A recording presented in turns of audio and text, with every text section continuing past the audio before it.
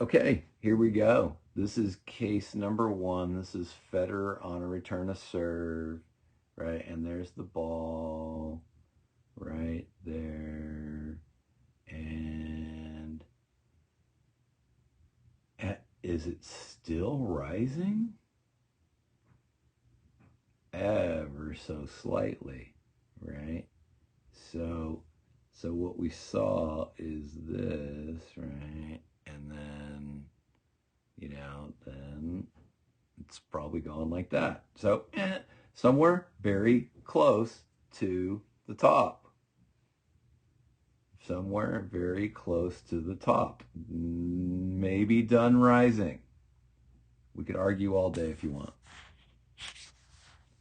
All right, so there's the initial place that the ball's starting, right? And, see, it's starting to level out, and that's pretty clear to me. It's at the top of the bounce right there.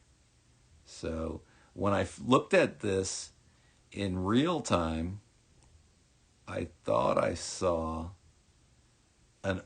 a taking the ball on the rise, but clearly this ball is starting. It's just reaching its peak. It might have even just slightly started to fall right there.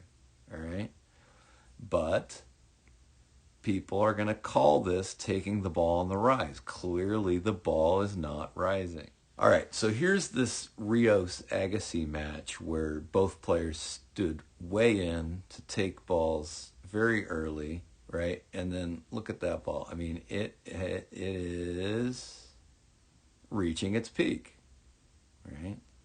And that ball might have slightly fallen. Right? But Rios is really standing in there. And that ball is at its peak, perhaps.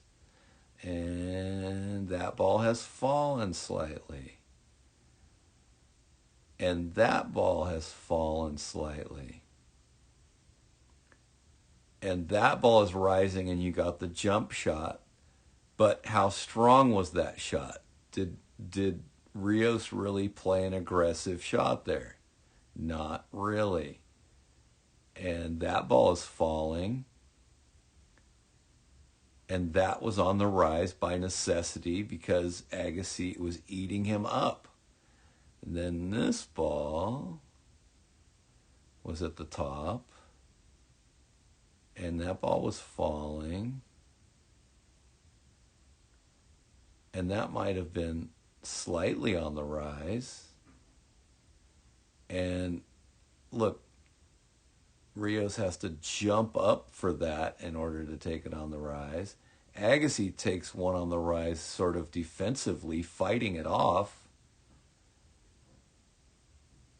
So these are shots that people are calling on the rise. And the ones that I see on the rise here are, as much a liability as they are a benefit.